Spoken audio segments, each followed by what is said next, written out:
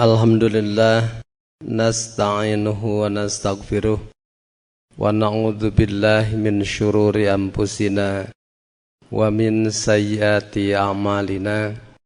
May yahdihillahu fahuwal muhtadi wa may yudlil fala hadiyalah.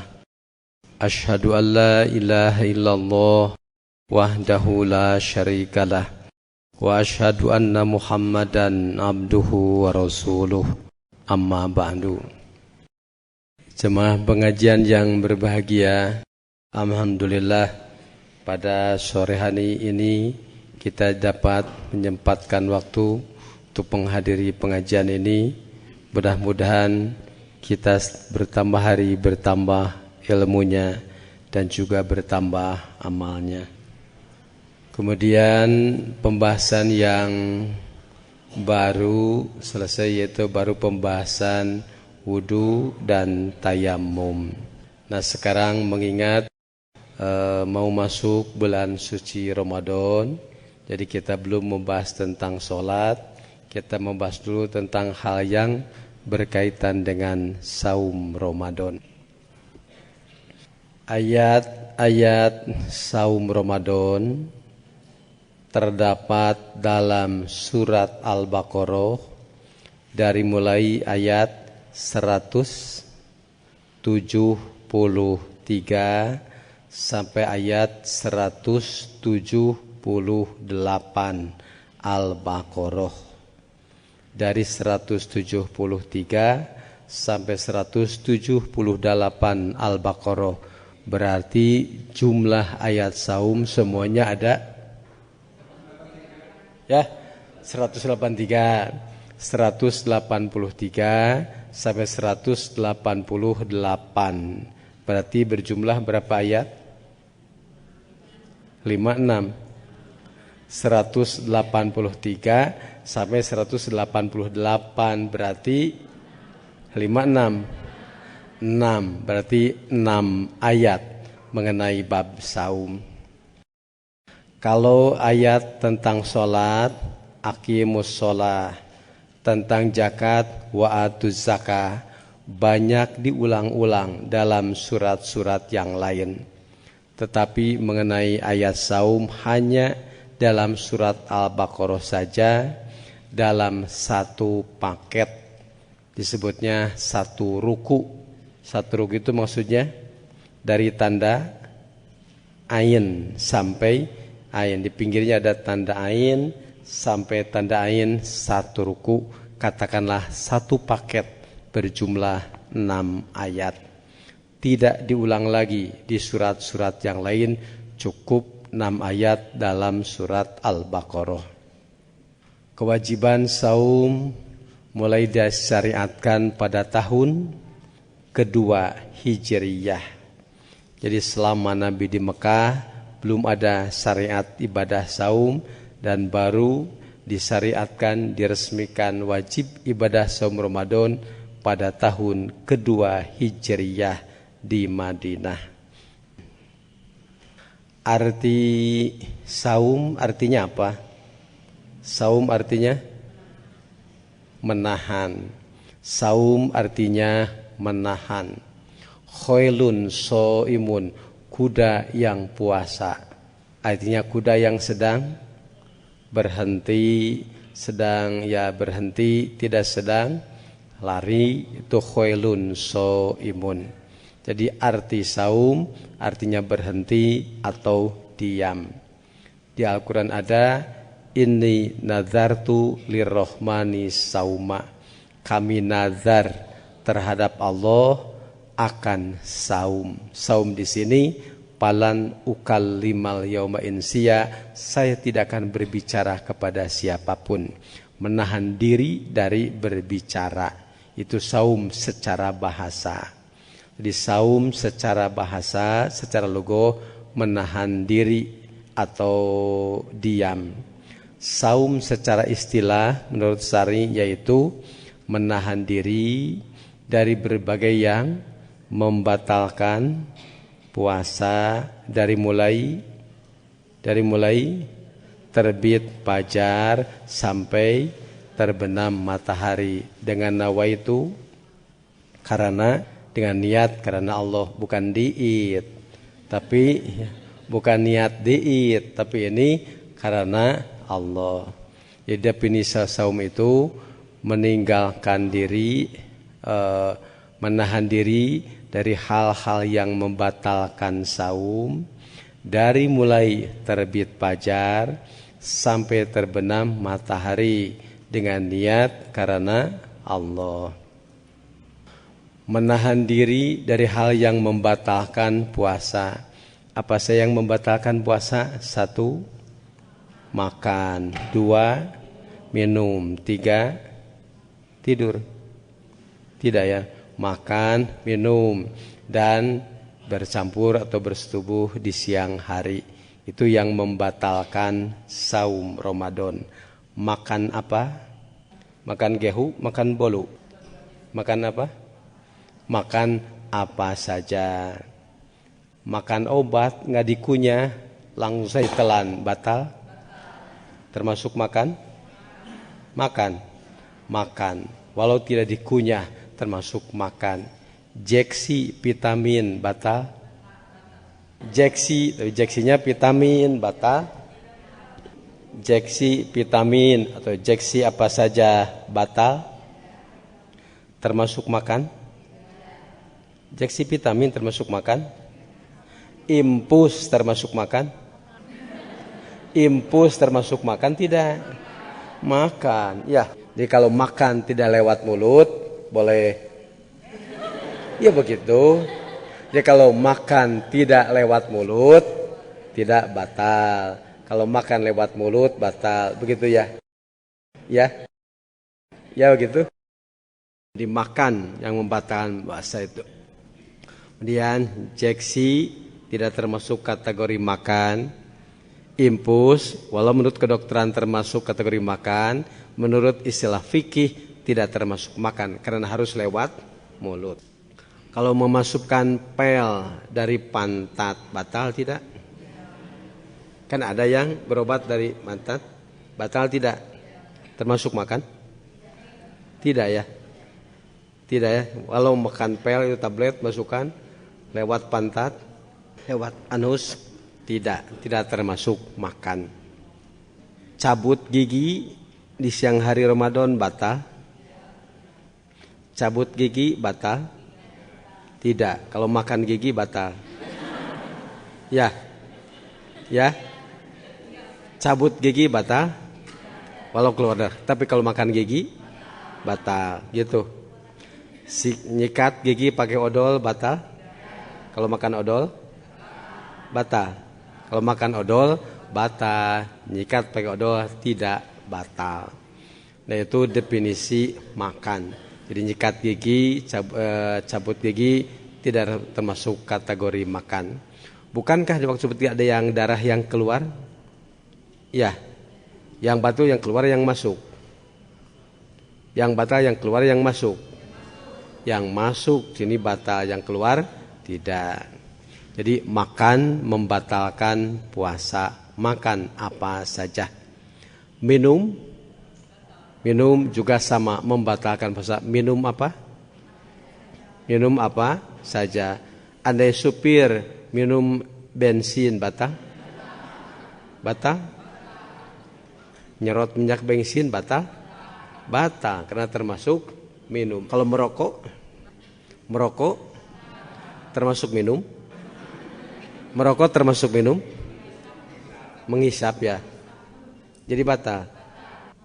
Jadi apa yang kita hisap batal. Jadi apa yang kita hisap gitu batal. Tidak. Ya. Lewat mulut ya. Lakukan begini. Batal? Enggak itu lah. Sebutnya aja. Batal? Merokok Ada perbedaan pendapat di kalangan para ulama. Ada yang menganggap merokok itu membatalkan puasa. Ada juga ulama yang berpendapat tidak membatalkan puasa. Merokok tidak membatalkan puasa. Mengapa? Bukan makan dan bukan minum, cuma ngisap. Kalau merokok batal berarti ibu yang masak di dapur, ya yang menghisap harumnya itu pasakan juga batal. Katanya gitu logikanya. Jadi merokok kata mereka tidak membatalkan puasa. Sebagian berpendapat merokok membatalkan puasa. Mengapa? Karena merokok termasuk kategori syurbu, kategori minum. Bahasa Arabnya merokok surbu, syurbud dukhon, minum rokok. Jadi mengingat merokok itu termasuk kategori surbu, maka merokok itu membatalkan puasa. Adakah hadis yang tegas yang menyatakan merokok membatalkan puasa? Ada hadis yang tegas bahwa merokok membatalkan puasa? Tidak ada, belum mencari. Belum tahu ya. Tidak ada hadis yang dengan tegas menyatakan merokok membatalkan puasa. Karenanya timbul perbedaan pendapat. Mengapa tidak ada? Karena merokoknya sendiri belum ada zaman Nabi. Belum ada rokok zaman Nabi. Nabi apa yang suka ngerokok? Nabi wir. Iya. Ya. Jadi zaman Nabi belum ada rokok. Ya. Jadi pantas nggak ada keterangan tegas dari Nabi bahwa merokok membatalkan atau tidak membatalkan puasa. Rokoknya sendiri belum ada zaman Nabi. Baru ada katanya 700 tahun setelah Nabi. Baru ada rokok lebih 700 tahun setelah Nabi. Ada yang berpendapat merokok itu haram karena merokok itu termasuk kencing setan. Merokok termasuk kencing setan. Di logika saya, setan dari zaman Adam sampai Nabi Muhammad belum kencing-kencing. Ya, baru kencing 700 tahun setelah Nabi. Iya, itu logika saya. Kalau dianggap merokok termasuk kencing setan, itu ada min abwalis syaiton, termasuk katanya kencing setan. Yang jelas merokok membatalkan puasa. Merokok membatalkan puasa.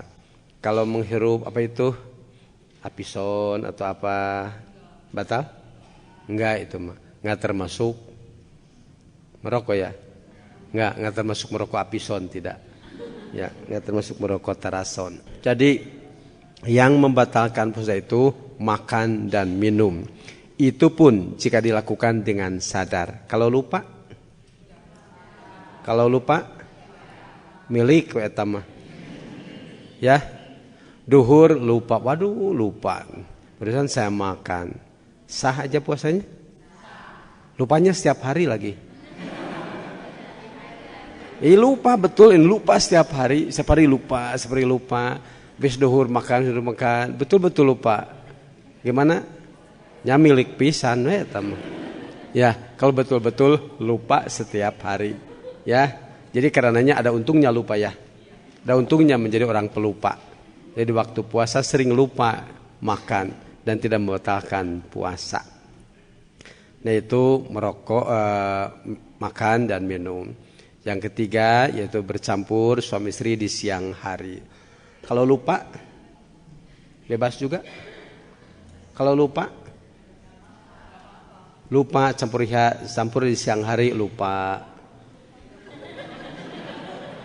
Gimana?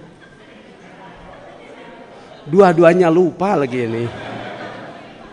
Nggak mungkin dua-duanya lupa. Saya belum menerima alasan, ini kan dua-duanya lupa. Saya belum menerima kalau dua-duanya lupa. Nggak mungkin. Itu yang membatalkan puasa. Tadi pas itu menahan diri yang membatalkan puasa dari mulai terbit fajar. Fajar itu ada dua. Ada fajar sidik, ada fajar kidib. Fajar yang betul-betul fajar, ada yang fajar bayangan, fajar kidib. Nah, mulai puasa dari fajar kidib, dari fajar sidik. Ya biasanya ada adzan awal, ada adzan subuh. Fajar ada fajar kitib, ada fajar sidik. Bedanya, kata Nabi, al-fajru fajroni. Fajar itu ada dua. Satu, fajar yang pertama halal makan, haram sholat. Fajar yang pertama halal makan, masih boleh makan yang mau puasa, dan haram sholat subuh karena belum waktunya.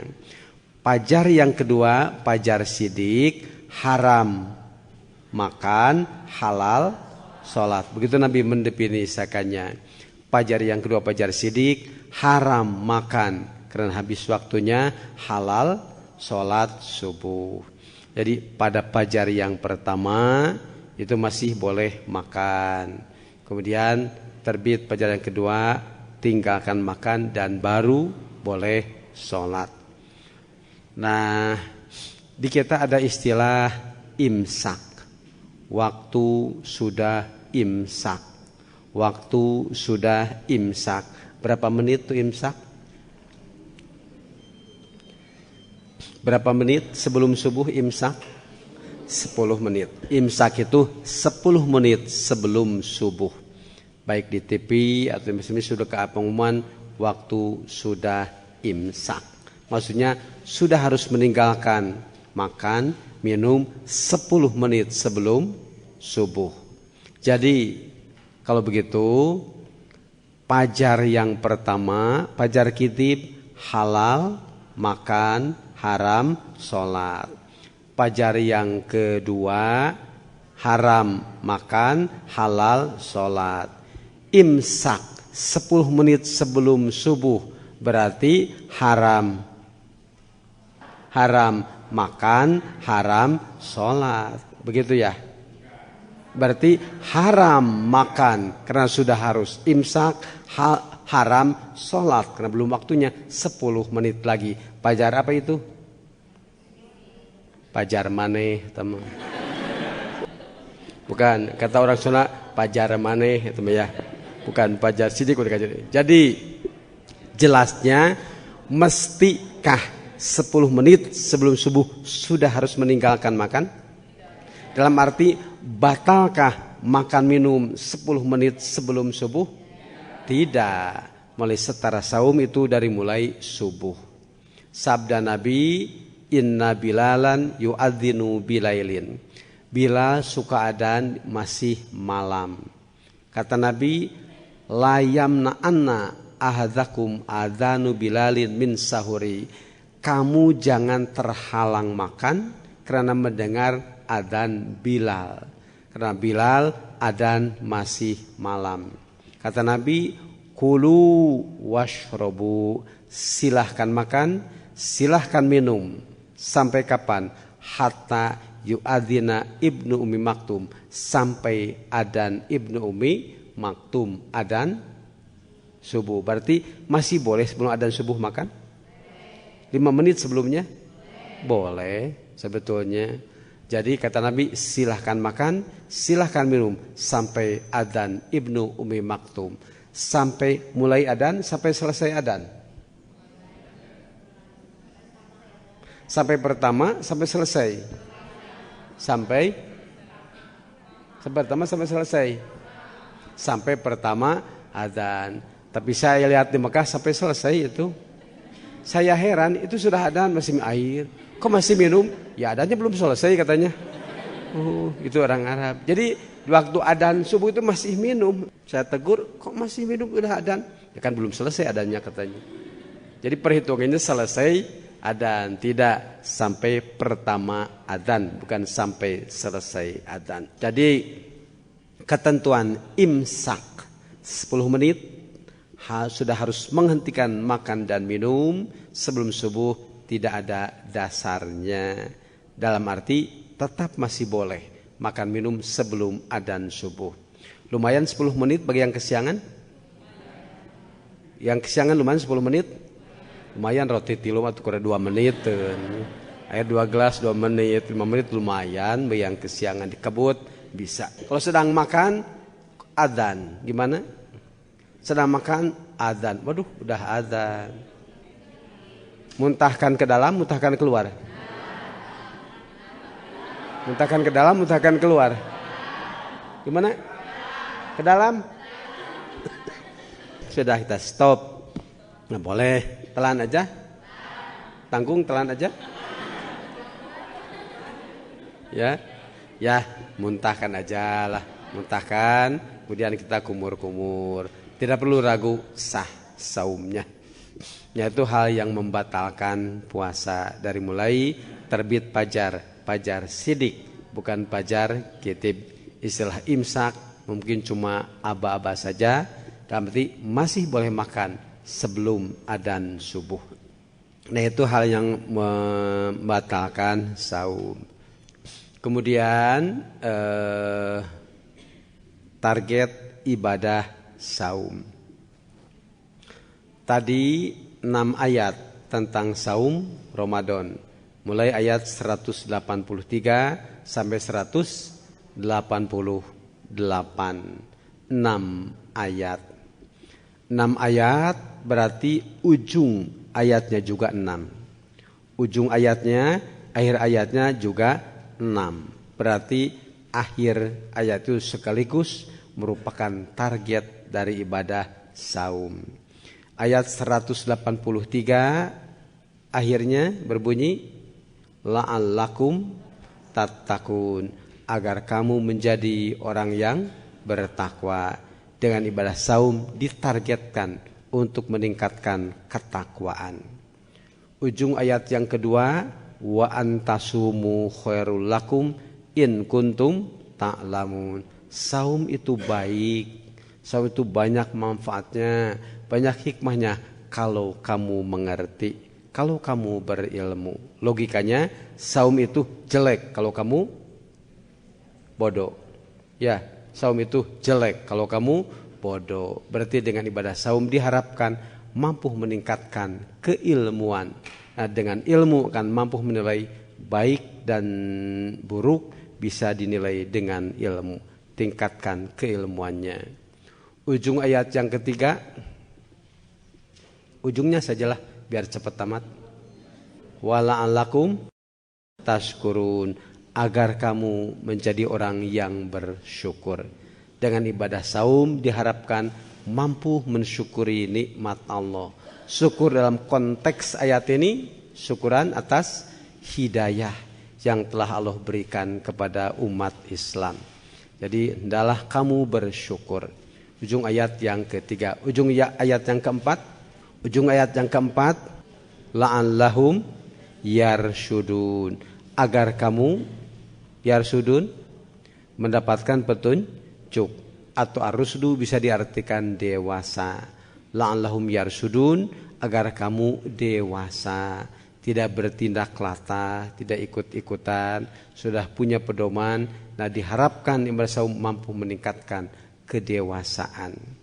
Ujung ayat yang kelima, la'allahum wa la'allahum yattaqun. Kalau la'allakum agar kamu sekalian, la'allahum agar mereka. Kalau la'allakum agar kamu sekalian bertakwa, la'allahum agar mereka itu bertakwa. Jadi dengan ibadah saum bukan hanya untuk meningkatkan ketakwaan para sahabat saja yang ada di zaman Nabi, tapi la'allahum yattaqun, agar mereka umat Islam mampu meningkatkan ketakwaan. Takut ada kesan bahwa program ini hanya untuk para sahabat saja.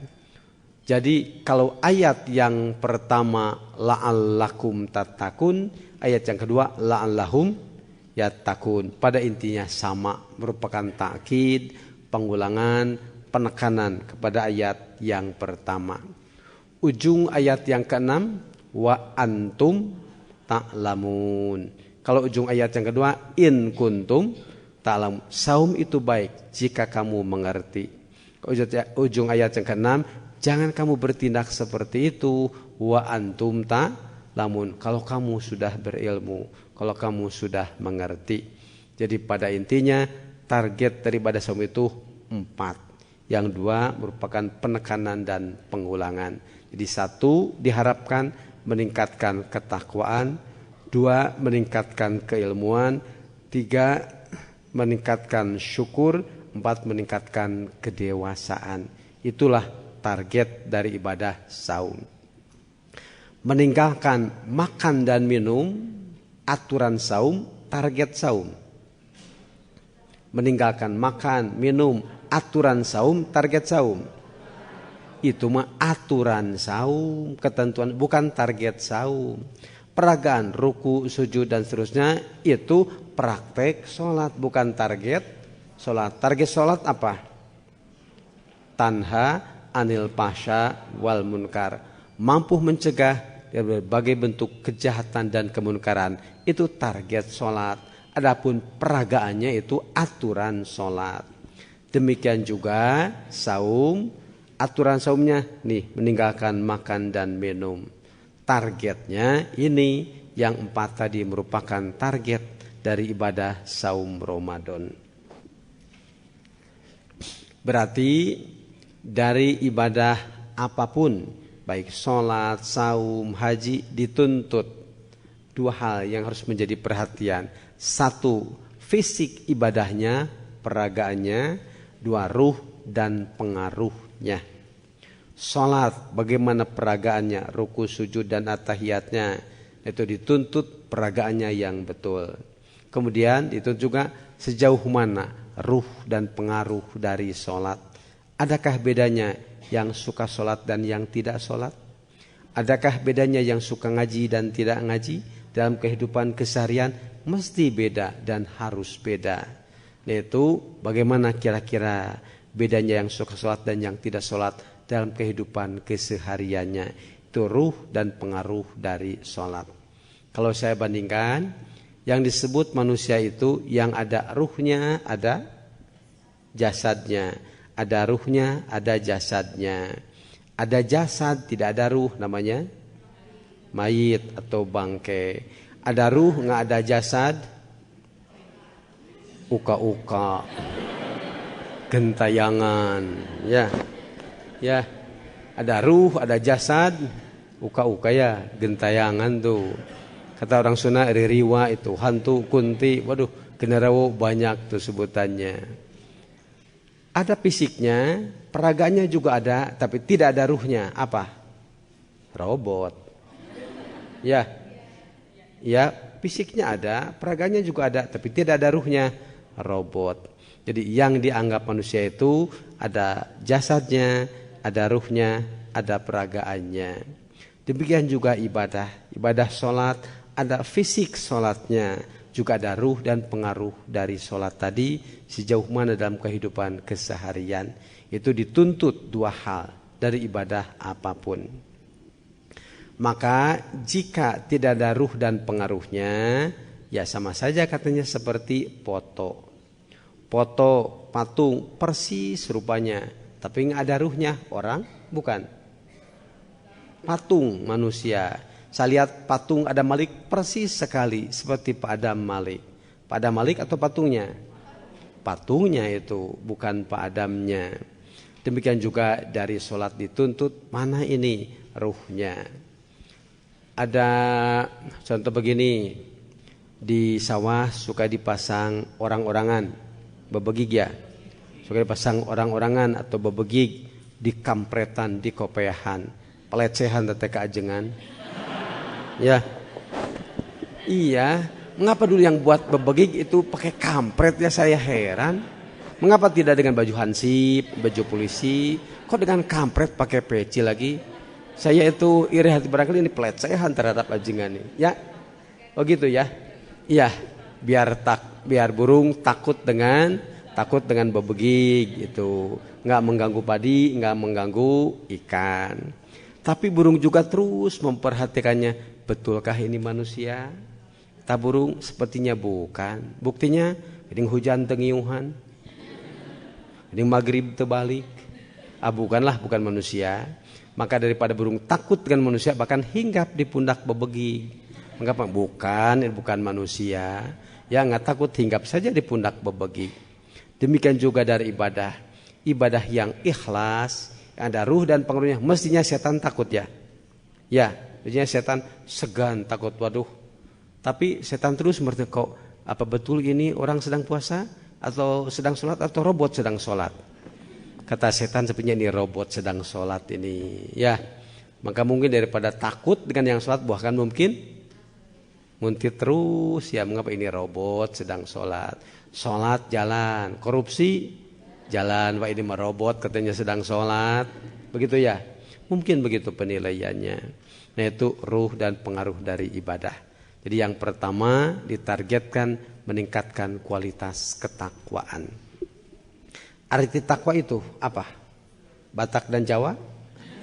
Atau takut sama yang tua? Arti takwa itu apa? Ya secara harfiah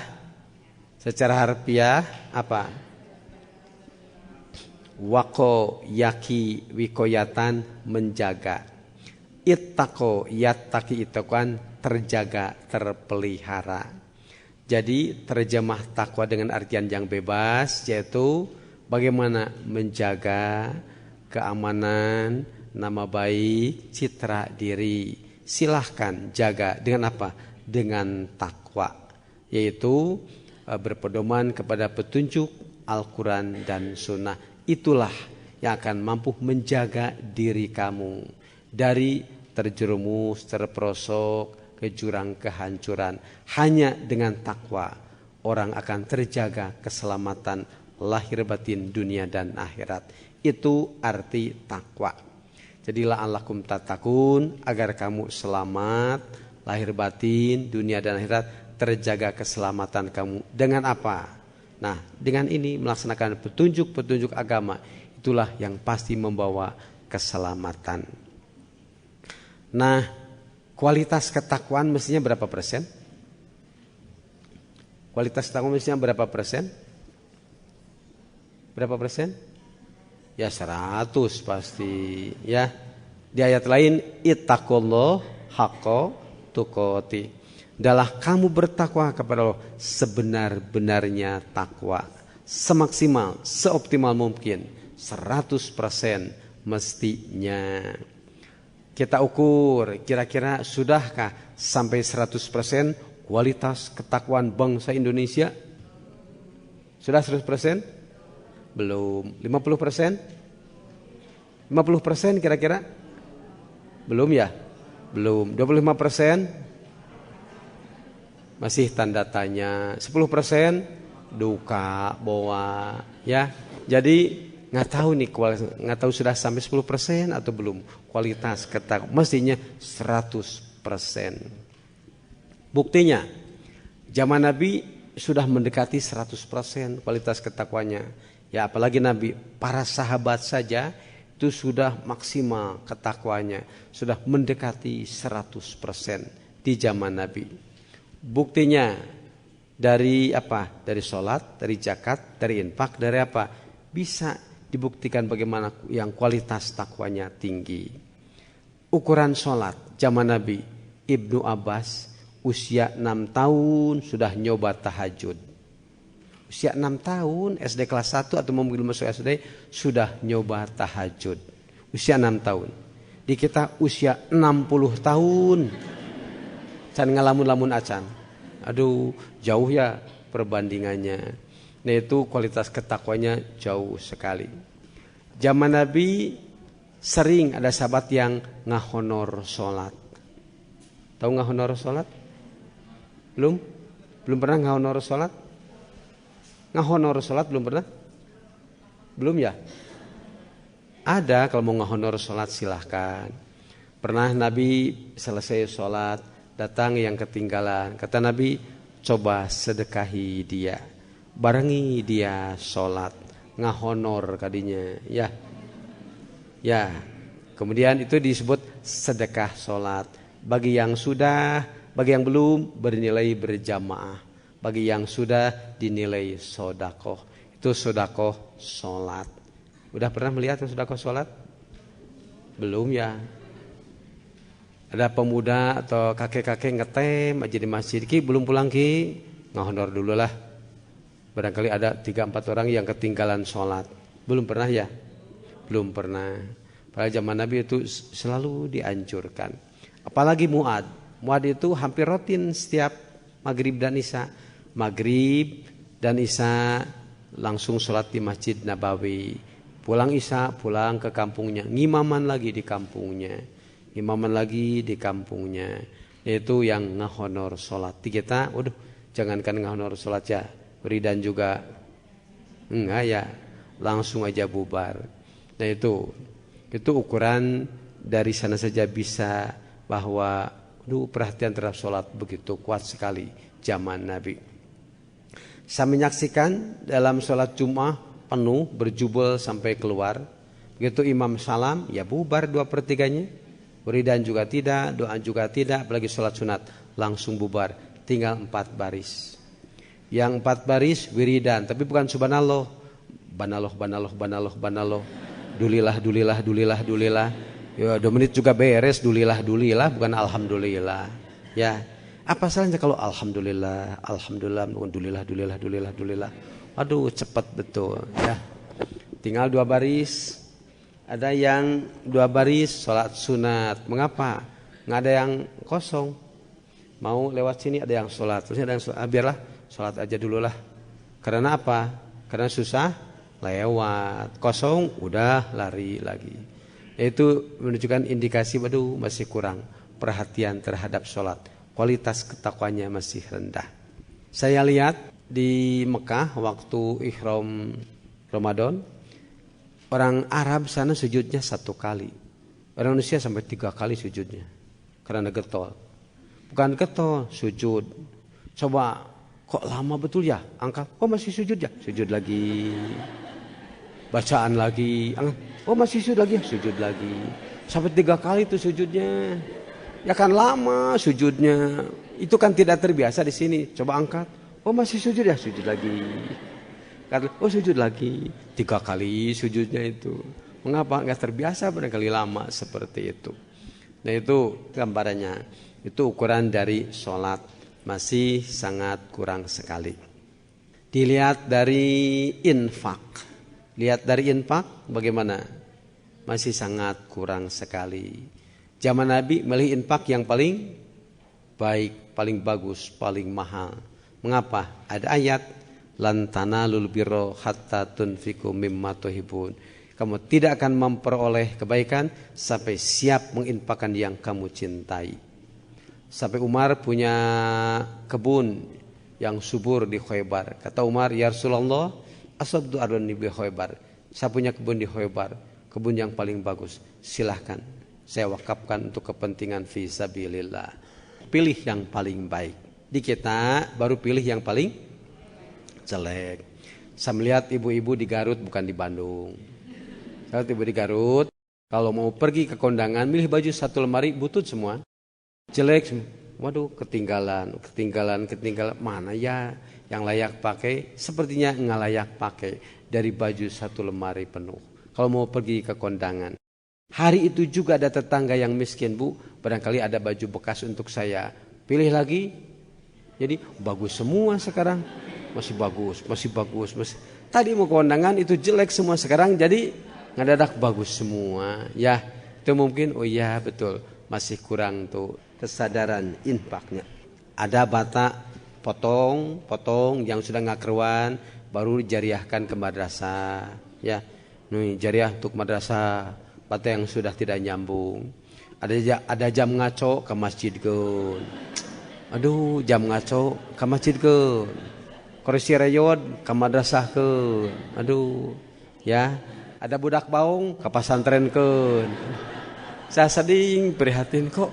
Mengapa milih ke pesantren yang baung-baung baru di ke pesantren kayaknya? Mengapa nggak milih yang pandai gitu? Ini yang baung baru ke pesantren. Tapi biarlah, saya masih terima aja kadang seperti itu. Itu ukuran dari sholat atau infak. Ukuran dari tolab ilmu masih kurang? Ukuran tolab ilmunya masih kurang? Masih kurang. Jadi itu menunjukkan bahwa ya kualitas ketakwaan masih kurang. Dalam kehidupan keseharian juga masih kurang sekali kualitas ketakwaan di kita. Nah, dengan ibadah saum diharapkan mampu meningkatkan ketakwaan.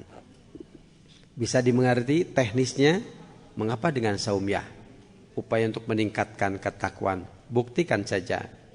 Di luar bulan Ramadan, sholat 17 rakaat itu dalam 5 waktu. Ya, sholat 17 rakaat dalam 5 waktu. duhur, asar, maghrib, isya, subuh 17 rakaat. Di bulan Ramadan dididik, dilatih, dicoba 17 rakaat sekaligus. Satu waktu. Iya. Mana perut penuh ya, ungap, tunuh, ripu, harus sholat 17 rakaat. Betul 17? Betul? 4 rakaat isya, 2 rakaat setelah isya, berarti 6. Taraweh 11, jumlah 17 rakaat sekaligus. Ternyata bisa, ternyata mampu, ternyata terbiasa. Tapi sayangnya itu tidak disadari sebagai latihan untuk meningkatkan ketakwaan. Di bulan puasa full penuh sholat taraweh setiap malam dengan isya 17 rakaat. Beres bulan puasa, masuk bulan Syawal gimana? Masih tetap bertahan? Beres-beres. Kadang orang tua sambil bersandar, alhamdulillah barudak tamat puasa teh jong jon moal taraweh ayeuna mah. Ih, kalah jong jon moal taraweh ya. Kita senang enggak taraweh. Bukan jong jon enggak taraweh, mestinya terus dipertahankan. Karena bukan saja di bulan puasa, di luar bulan puasa tetap sholat itu dianjurkan. Cuma namanya saja yang beda.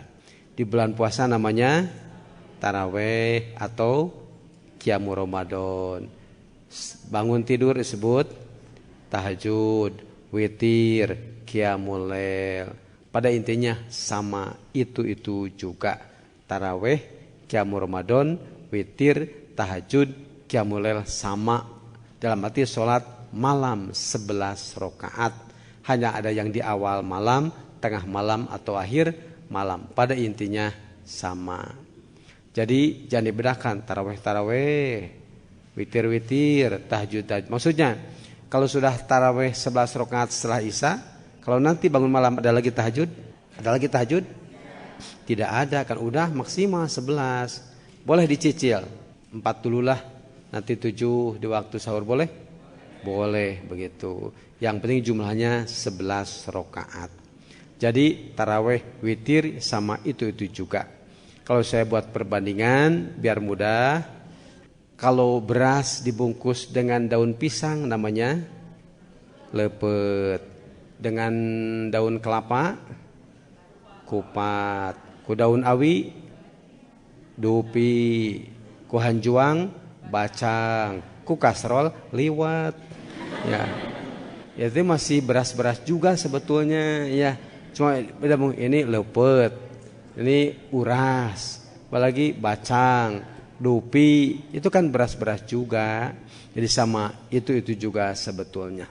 Nah itu target yang pertama, la'allakum tattaqun.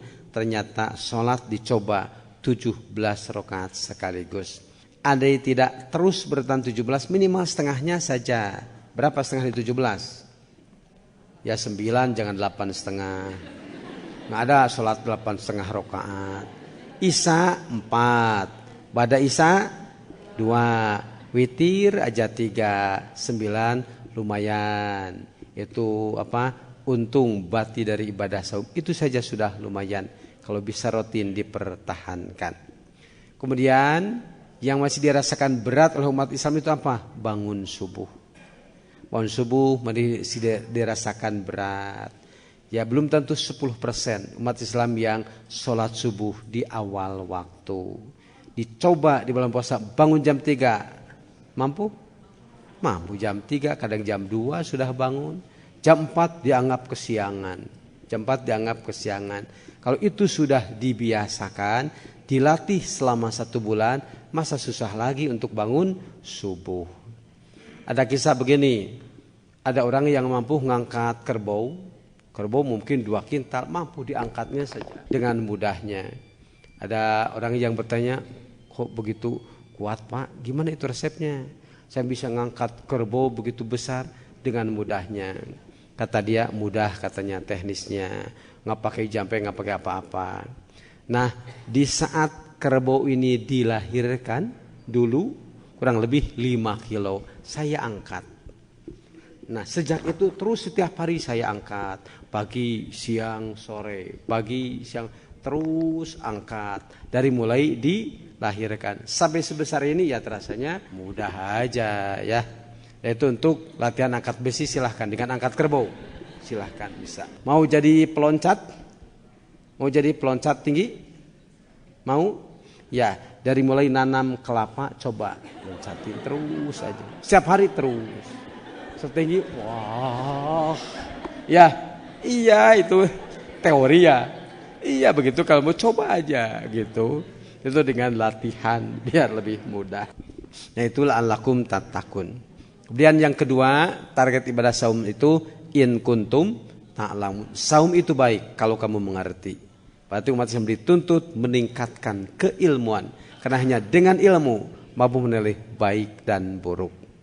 Si Kabayan punya burung purkutut tawar 2 juta. Waduh, udah tawar 2 juta ya. Atahna komo asakna. Dipencit digoreng jadi tepayu. Tadi nah yang payu 3 juta, atahna 2 juta komo asakna. Nah itu salah perhitungannya. Itu karena apa? Itu karena bodoh. Itu karena bodoh akhirnya jadi enggak laku. Demikian juga dituntut meningkatkan keilmuan. Targetnya keilmuan itu apa? Sumbernya Quran dan Sunnah ya. Quran dan Sunnah. Quran berapa juz? 30 juz. Udah tamat berapa juz? Ya ngaku aja boleh jujur. Udah tamat berapa juz? Belum 10. Ya, 114 surat. Tamat berapa surat? Baru 4. Kulhu, Fatihah, Falak, Binas. Lumayan, tinggal 110 lagi. Nah, dulu pernah saya sampaikan, Al-Quran itu adalah kurikulum. Bukan untuk santri dan kiai, kurikulum untuk seluruh umat manusia. Hudan linnas. Berarti coba Quran jadikan kurikulum untuk kehidupan manusia. 30 juz ya, nggak terlalu tebal? Nggak terlalu tebal? Enggak. Dari usia 7 sampai usia 15 tahun itu programkan untuk baca Al-Quran. Panjang pendeknya, tajwidnya, mahrajnya biar lancar, bagus bacaannya. Cukuplah sampai usia 15 tahun kita programkan untuk baca Al-Quran dengan baik. Mestikah baca Al-Quran dengan tajwidnya? Mesti ya? Harus. Jangankan bahasa Al-Quran, bahasa Sunnah saja harus pakai tajwid. Bahasa Sunnah ada tajwidnya? Ada. Orang tanya, kalau itu di mana ya jongkonya? Di mana tokonya? Lihat aja, cari aja jongko nupang payun. Aduh, ini pakai tasdidnya. Itu jongko nupang payun. Artinya di mana jongkona? Itu mah jongko nupang payuna. Beda. Pang payuna jeung pang payunna beda maksudnya. Karena harus pakai tajwid ya. Apalagi Al-Quran betul tajwidnya. Pang payunna paling depan, pang payunya paling belakang. 30 juz kita program untuk 30 tahun lah. 30 juz untuk 30 tahun. Program 1 juz 1 tahun. Jadi kalau kita mulai usia 15 tahun, nanti usia 45 tahun tamat ya. Quran tamat dan ketahui dan kita kuasai isinya, artinya, kandungannya apa. Tamat dalam usia 45 tahun. Masih muda lah usia 45 tahun. Sampai usia 60 saja masih ada usia 15 tahun untuk kaji ulang. Kalau tadi 1 juz, sekarang 2 juz setahun. Pas Al-Quran kurikulum untuk seumur hidup. Program 1 juz 1 tahun. 1 juz itu berapa lembar? 10 9. Ada yang 9, ada yang 10 ya. 9 10. 9. 1 juz 2 halaman 9 lembar untuk 12 bulan. Bagi saja 9 lembar untuk 9 bulan. 3 bulan untuk libur. 1 bulan pertama libur 1 bulan. Dan piknik hari-hari yang tidak efektif. 1 bulan kedua libur 1 bulan. 1 bulan ketiga libur. Pas 9 lembar untuk 9 bulan. 3 bulan untuk libur. Iya itu. 1 lembar berapa baris bu? 1 lembar berapa baris? 30. 1 lembar itu 30 baris. Berarti berapa harus belajar Al-Quran sehari semalam? 1 baris ya. 1 baris saja. Kalau bisa belajar 1 baris saja sehari semalam, insya Allah usia 45 tahun bisa makan rata menguasai Al-Quran. Sayang saya beritahunya terlambat ya. Ya, bukan salah ibu-ibu, salah saya beritahunya telat. Kalau dari dulu beritahu, waduh ini sudah tamat semua barangkali ya. 10 juz atau 20 juz. Yaitu program 1 baris sehari. Walau sibuk pas 1 baris nggak menyita waktu setengah jam, mungkin seperempat jam juga bisa. Nah itu kalau bisa menguasai Al-Quran dalam usia 45 tahun, insya Allah cukup punya pedoman yang kuat. Nah itu program keilmuan. Di kita masih kurang penguasaan terhadap Al-Quran. Ada yang karena tidak tahu isinya, salah mempraktekannya. Surat Yasin untuk siapa? Untuk orang yang mati ya.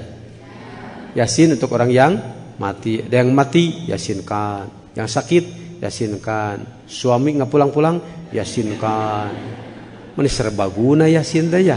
Serbaguna segala yasinkan. Padahal menurut surat Yasin, litundiroman kana hayya, untuk mengingatkan orang yang masih hidup. Dan itu salah menurut surat Yasin juga. Itu karena tidak tahu isi dan kandungannya. Dulu pernah saya sampaikan, ada obat jerawat dalam Al-Quran? Sudah dihafal? Ada obat jerawat di Al-Quran? Ada. Saya lihat ada bukunya, obat jerawat menurut Al-Quran. Menarik nih, saya coba buka. Apa kira-kira? Ini ayatnya katanya. Apa ayatnya? Wayas alunaka anil jibal pakul yansipuha robbi naspa. Mereka akan bertanya tentang gunung. Jawab oleh kamu ya Muhammad, akan kami ratakan gunung itu semuanya. Itu obat jerawat. Bisa ngerti? Ya kan gunung yang besar saja akan diratakan, apalagi jerawat gunung kecil, apa susahnya? Aduh betul juga ya. Itu saya juga sampai senyum. Dari mana ini sumbernya? Sampai dijadikan obat jerawat. Padahal jauh panggang dari api. Apa arti dan jerawat jauh-jauh ya. Tahu obat buat tape? Obat buat tape, buat peyem tahu? Ragi, bukan dari Al-Quran. Enggak ada di Al-Quran. Obat buat tape. Cepat. Mau dia hafal? Silahkan. Obatnya bukan raginya hayhata limatu adun. Terjemahkan dengan orang Sunda, ayeuna atah isuk sing adui. Adui itu masak. Betul juga ya. Coba dengan Sunda, hayhata limatu adun. Ayeuna atah isuk sing adui. Waduh bagus. Cepat katanya 2 malam juga itu bagus. Mengamalkan Al-Quran pelecehan. Mengamalkan Al-Quran pelecehan Al-Quran. Itu pelecehan terhadap maka sudah dianggap ragi Al-Quran. Ya, itu pelecehan terhadap Al-Quran. Mengapa? Itu karena awamnya, karena bodohnya tentang Al-Quran sampai salah memfungsikan Al-Quran. Nah itu program peningkatan keilmuan. Kira-kira untuk bulan Ramadan sekarang mau berapa juz ditargetkan? Mau berapa juz ditargetkan? 30? Waduh berat ya. Berapa? 10 aja lah. 10 juz saja. 10 juz untuk 1 bulan Ramadan. 1 juz untuk 3 hari. Berarti 3 lembar 1 hari. Nah kalau bisa belajar, baca terjemahnya, baca Qurannya, terjemahnya 1 lembar ba'da subuh, 1 lembar ba'da duhur, 1 lembar malam, pas lah bisa 10 juz dalam 1 bulan ini dan tahu isi dan artinya. Insya Allah itu juga lumayan, bukan lumayan ya. Kalau 10 juz bukan lumayan, itu berarti waduh bagus kalau bisa 10 juz saja dalam 1 bulan Ramadan ini. Itu target keilmuan. Ustadz, bolehkah sesudah tarawih melakukan sholat tahajud Sholat lainnya pada sepertiga malam. Tadi udah, kalau tarawih sudah habis 11 rakaat ba'da isya, tidak ada tahajud lagi. Ya kan ada kesempatan ya untuk baca Quran, untuk ngaji bisa. Untuk tahajud tidak ada, dan sudah habis tadi 11. Kecuali kalau dicicil 8 dululah, nanti 3 boleh. Masjid di tempat saya sholat tarawihnya 23 rakaat, tapi sholatnya kurang khusyuk karena capek. Kemudian imamnya kalau membaca suratnya Al-Quran selalu cepat. Bagaimana menurut Bapak? Tarawih artinya santai. Tarawih artinya santai, bukan terburu-buru. Disebut sholat tarawih karena pelaksananya dulu santai. Santai bagaimana? Kadang 4 dulu, ada yang tidur dulu, ngaji dulu, sambung lagi. Santai aja. Di kita juga santai. Imam sudah berdiri masih duduk. Imam sudah baca surat masih duduk. Santai aja.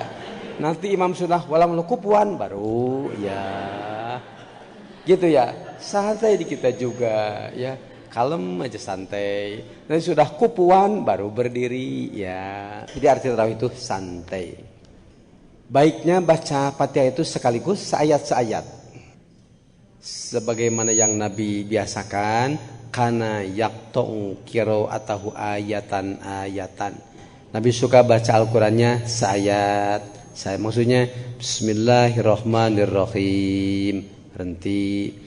Alhamdulillahirabbil alamin. Kalau tarawih Bismillahirrahmanirrahim. Alhamdulillahirabbil alamin arrahmanirrahim maliki yaumiddin. Aduh, terus dikebut. Dalam hadisnya nyatakan kalau hamba kita baca Al-Qur'an Alhamdulillahirabbil alamin, berhenti, Allah langsung menjawab hamidani abdi, hambaku telah memujiku.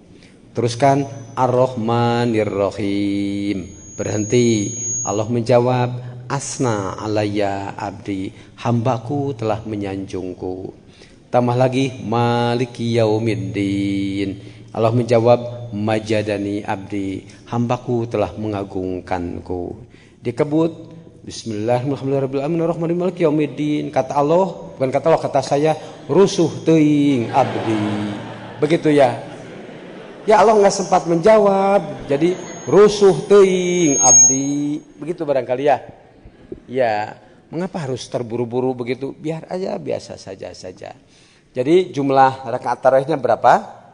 11, tidak 23. Jadi hadis dari Siti Aisyah, Nabi senantiasa sholat di bulan Ramadan, di luar Ramadan tidak lebih dari 11 rakaat.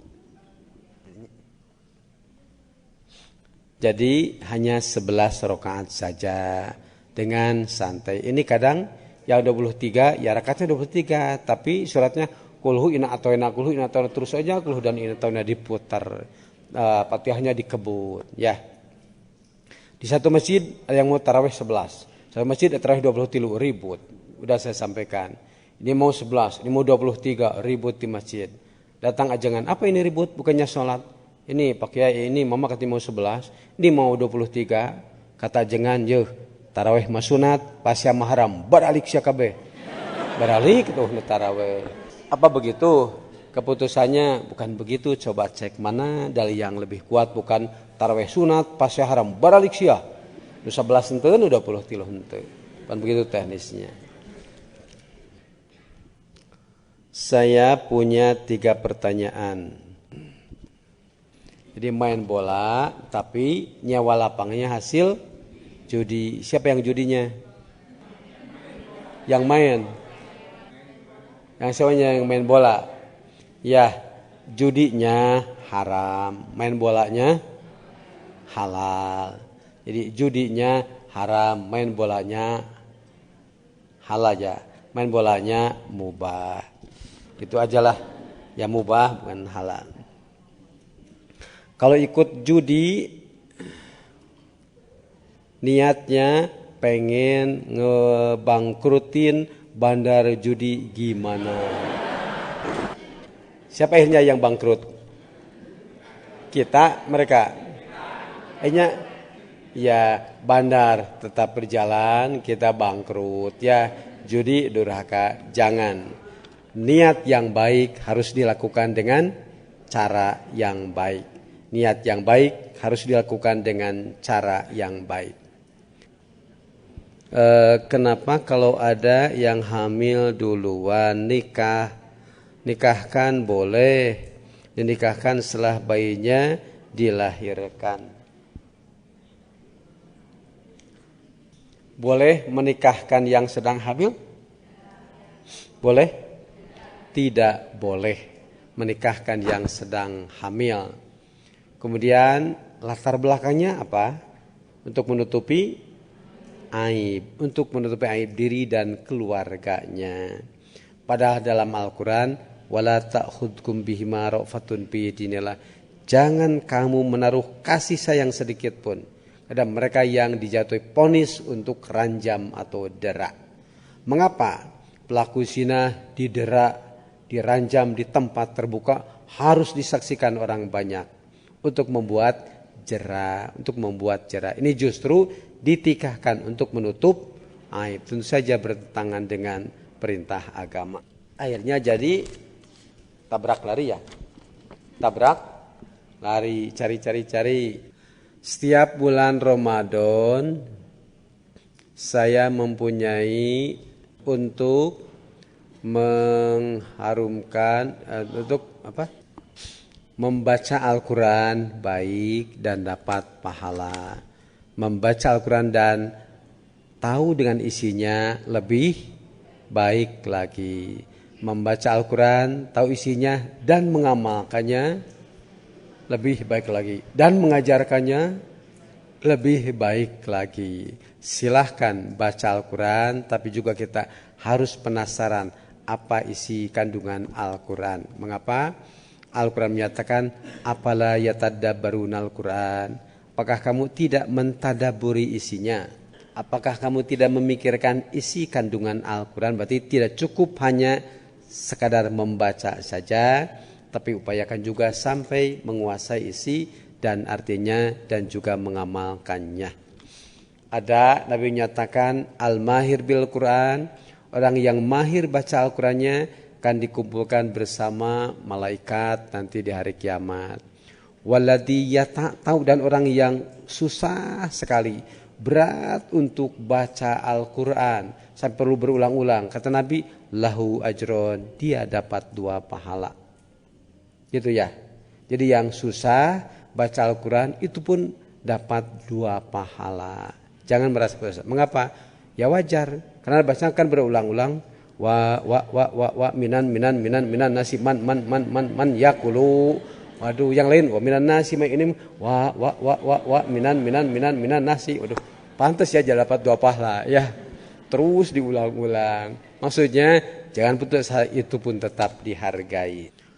Allah dalam puasa memberikan kemudahan. Contohnya kalau kita dalam perjalanan, umpamanya dari Bandung ke Malang, kita perlu membatalkan puasa atau tidak? Tapi kita masih kuat puasa. Dalam keadaan di perjalanan ada rukhsah boleh membatalkan puasa.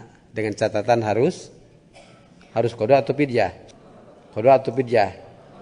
Yang sakit qada fidyah? Yang sakit qada fidyah? Yang sakit qada. Kemudian yang bepergian juga qada. Jadi boleh membatalkan puasa. Tapi wa an tasumu khairul lakum in kuntum ta'lamun. Tapi saum lebih baik jika kamu mengerti. Jadi silahkan membatalkan puasa karena dibolehkan. Tapi lebih baik berpuasa kalau sekiranya masih kuat. Memang Nabi pernah menyatakan ulaikumul usad. Itulah mereka yang durhaka. Yang tidak mau membatalkan puasa. Pernah Nabi menyatakan seperti itu. 1 di bulan puasa dalam keadaan mau berperang dengan lawan, perlu tenaga, mereka memaksakan, kata Nabi, batalkan. Kita mau berperang, biar kita kuat. Terus aja berpuasa. Kata Nabi, itulah mereka yang durhaka. Dalam kondisi seperti itu. Jadi pada kenyataannya nanti silahkan tergantung kemampuannya, apakah masih kuat, ya udah aja teruskan puasa. Mengapa? Lebih berat puasa Ramadan, lebih berat bayar. Lebih berat bayar. Ya, bayar tuang puasa. Kalau puasa bulan Ramadan ya semuanya. Kalau mau bayar ada yang kirim bubur nggak jadi. Mau puasa ada yang kirim nasi nggak jadi. Wah, terlalu banyak godaannya. Jadi lebih baik puasa kalau sekiranya masih kuat. Dari Bandung mau ke Malang, boleh umpamanya batal puasa. Kalau di perjalanan malu atau takut susah, mungkin susah cari warungnya. Sebelum pergi sarapan dulu boleh. Sebelum berangkat sarapan dulu. Boleh? Ya kalau nanti kan takut-takut susah cari nasi, cari warung. Udah aja lah sebelum berangkat makan dulu. Kan kita mau. Boleh? Boleh? Nggak boleh? Boleh. Sahabat pernah melakukan hal itu. Jadi sahabat kalau mau pergian jauh, perkirakan susah berat, udahlah makan saja dulu. Makan dulu baru berangkat. Boleh. Dan perhitungan karena perjalanan jauh susah, udah aja lah makan saja sekarang boleh. Tapi kalau mau sholat mah nggak boleh begitu. Kalau sholat nggak boleh. Dari Bandung mau ke Jakarta. Dari Bandung berangkat jam 1. Sholat duhur. Boleh asar tarik saja ke duhur? Nggak boleh karena belum bepergian, baru mau pergi. Tapi kalau puasa silahkan boleh sarapan dulu, makan dulu sebelum berangkat. Boleh. Mana yang lebih baik? Sholat sendirian di rumah, tarawih 11 rakaat, atau sholat berjamaah di masjid dengan jumlah rakaat 23 bacaan tergesa-gesa? Menurut saya lebih baik 11 rakaat dan berjamaah di masjid dan tidak tergesa-gesa. Itu yang paling baik ya, itu yang paling baik. Bagaimana kalau di bulan Ramadan seorang pekerja karyawan yang harus berbohong? Ada kewajiban harus berbohong? Yang harus berbohong demi atasannya atau demi pekerjaan yang mana tidak punya pilihan lain lagi. Apa yang harus saya katakan? Pekerjaan yang menuntut saya begitu adanya, tolong sarannya. Berdusta haram ya. Berdusta haram dan tidak boleh. Itu jelas hukumnya, tidak boleh berdusta. Melayani atasan harus lagi. Melayani atasan dengan baik harus. Nah, gimana caranya? Upayakan saja. Upayakan dulu, coba dengan terus terang, dengan alasan yang kuat. Mudah-mudahan dia umpamanya bisa menerima. Jangan mengalah dulu. Ini nggak mungkin diterima kalau terus terang. Ini harus membohong. Jangan dulu begitu. Coba dulu dengan terus terang. Mengapa dia tidak bisa menerima? Paling mending terus terang, biar terang terus. Ya, biar terus terang agar terang terus. Karena yang berdusta biasanya itu ada tambahannya, ada untungnya, ada batiknya. Dusta satu kali bisa berkembang jadi 2-3 kali dusta. Dengan 1 kali dusta ternyata jadi terus merembet jadi 2-3 kali dusta. Seorang ditanya, kamu ngaji enggak kemarin? Ngaji saya juga, padahal mah tidak. Gimana duduknya saya ngeliat? Di belakang, nggak di depan. 2. Ustaznya nerangkan apa? Agak ngantuk nih saya waktu itu. Ngaji padahal nggak. Terus ya itu karena berusaha 1 kali tambah jadi 2, 3, 4 dusta. Karena biar terus terang agar terang terus, begitu prinsipnya. Ada orang yang dusta, iseng dustanya, Dustanya iseng, dia sedang menggembala, kemudian dusta, ad-diab, serigala datang, berdatangan untuk menolongnya. Ternyata nggak ada serigalanya, dia cuma dusta aja, saya marah-marah yang lainnya. Besoknya iseng lagi, serigala, masih ada yang percaya, setengahnya datang lagi memburu, ternyata nggak ada serigalanya. Besoknya ada serigala betulan, serigala, nggak ada yang datang seorang pun. Nah itu karena dusta, ya itu karena dusta. Ada suami yang bawa daging 1 kilo dari pasar, serahkan pada istrinya, nih tolong masak, nanti bapak mau tidur dulu, nanti makan setelah bangun tidur. Dipasak, beres dipasak, habis dimakan anaknya. Bapaknya bangun tidur, waduh ini daging habis gimana? Pasti marah ini bapak, pasti marah. Gimana ya? Kalau terus terang anak takut disiksa. Kalau terus terang gimana? Akhirnya dia berdusta. Kata suaminya, mana dagingnya? Waduh maaf, habis dengan kucing. Habis dengan kucing katanya dagingnya. Cari kucingnya. Cari kucingnya ada. Cari kucing kebetulan ada. Habis kucing, ya betul, habis kucing ini. Ya, biar saya mau timbang dulu kucingnya. Timbang kucingnya. Kok ini kucing cuma ada 1 kilo? Kata ibu, daging habis dengan kucing. Saya beli daging 1 kilo. Kalau dimakan kilo kucing mesti jadi 2 kilo. Ya kok kucing masih 1 kilo? Ini kucing atau daging? Kalau ini daging mana kucing? Kalau ini kucing mana daging? Bingung. Akhirnya baru terus terang. Ya sebetulnya habis dengan anak. Ya apa salahnya kalau terus terang aja habis dengan anak. Nah gitu. Jadi yang berdusta kadang di akhirnya suka saja ketahuan. Coba kita dengan tekad lah. Siap untuk terus terang, agar terang terus.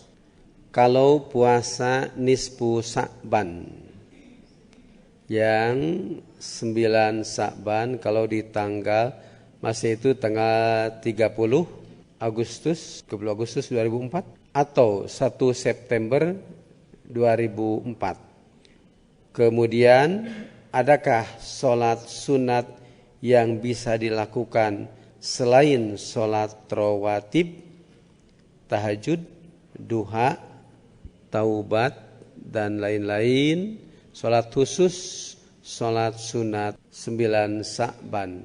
Ya maksudnya menanyakan tentang nisfu Sa'ban ya. Adakah nisfu Sa'ban? Ya ada, masa dilewat. Pasti ada, tanggal 15 Sa'ban ya pasti ada, masa dilewat. Ada nisfu Sa'ban. Adakah upacara ibadah khusus mengenai nisfu Sa'ban? Tidak ada. Sholat nisfu Sa'ban, saum nisfu Sa'ban, atau doa nisfu Sa'ban, itu nggak ada. Ya saya juga tahu doa-doanya. Di saat nisfu Sa'ban ada sholat khusus nisfu Sa'ban, ada doa, baca Yasin 3 kali. Yasin yang pertama diusulkan dengan Yasin yang pertama, mudah-mudahan amal kita diterima. Karena laporan pembukuan nisfu Sa'ban itu, mudah-mudahan dengan Yasin pertama, jadi amal kita diterima. Yasin yang kedua, mudah-mudahan kita diberikan berkah. Yasin yang ketiga, mudah-mudahan dipanjangkan umur. Jadi baca Yasinnya 3 kali, yang 1 kali diusulkan di Yasin yang pertama, biar diterima amal, yang kedua biar diberikan keberkahan, yang ketiga biar diberikan panjang umur. Mau panjang umur? Mau panjang umur? Sampai berapa ratus tahun? Siap sampai 200 tahun? Siap? Tidak ya, nggak ada yang siap barangkali 100 tahun saja. Aduh sudah berat. Kalau mau panjang umur mudah, saya punya resepnya. Mau panjang umur resepnya mudah, bangun pagi-pagi jam 3 bangun. Panjang umurnya. Yang lain jam 6 baru bangun, kita jam 3 sudah bangun. Beda 3 jam dengan mereka. Betul? Iya. Yang lain jam 7 baru bangun, kita jam 3 malam udah bangun. Beda 4 jam sehari dengan mereka. Jangan doa mau panjang umur tapi tidur aja. Ya apa panjang umurnya kalau tidur terusan siang malam. Ya mau panjang umur bangun pagi jam 3 untuk tahajud. Insya Allah panjang umurnya. Berbeda 4 jam dengan mereka. Iya. Ya. Ya itu logis, konkret. Kalau mau panjang umur. Nggak ada sholat apa-apa mengenai nisfu Sa'ban. Tidak ada. kecuali sholat-sholat yang biasa saja. Bagaimanakah hukumnya dosa bila kita belum membayar fidyah selama 2 tahun dikarenakan kita sedang hamil dan menyusui? Yang hamil atau yang menyusui qada atau fidyah? Qada atau fidyah? Qada atau fidyah? Paman kana minkum maridun awala safarin faidatum min ayyamin ukhra. Siapa yang sakit atau dalam perjalanan bayar dengan qada. Wa 'alal ladzina yutiqunahu fidyatun tu'amu miskin. Dan bagi mereka yang berat untuk melaksanakan puasa bisa digantikan dengan fidyah. Bayar apa? Fidyah makanan kepada fakir miskin. Kira-kira ukurannya berapa? Apa yang biasa kita? Kalau kita makannya di Id bagaimana? Berikannya di Id ya begitu. Oh jangan tuh ya.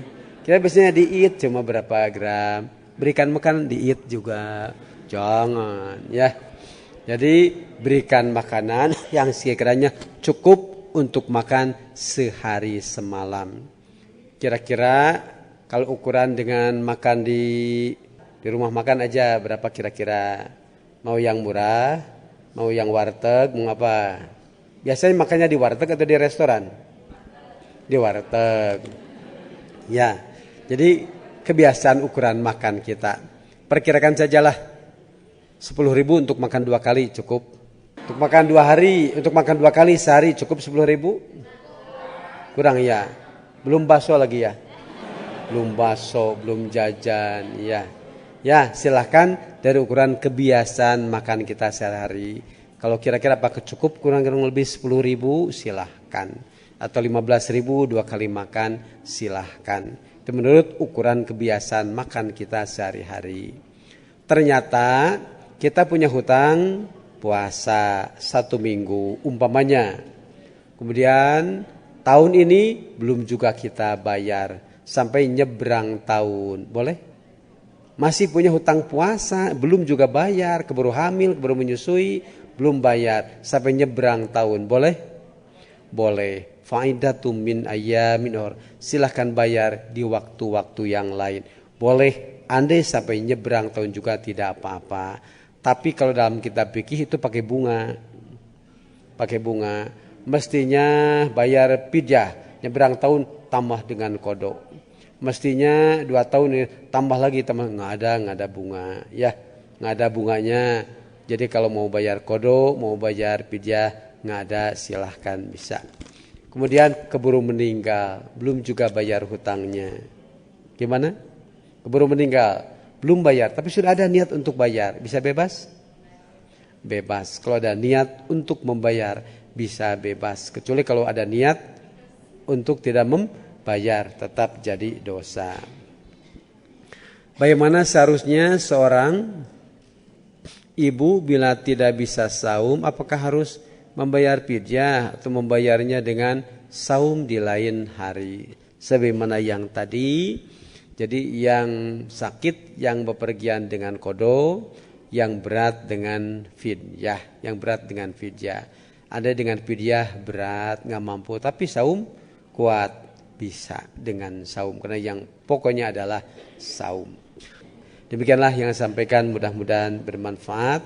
Pertama tadi apa yang membatalkan puasa, 2 target dari ibadah saum, baru 2 tatakun dan ta'lamun. Demikianlah mudah-mudahan senantiasa mudah-mudahan kita dapat memasuki bulan suci Ramadan dengan penuh kesiapan dan mampu meningkatkan ketakwaan kita. Rabbana atina fid dunya hasanah wa fil akhirati hasanah wa qina adzabannar. Wassalamualaikum warahmatullahi wabarakatuh.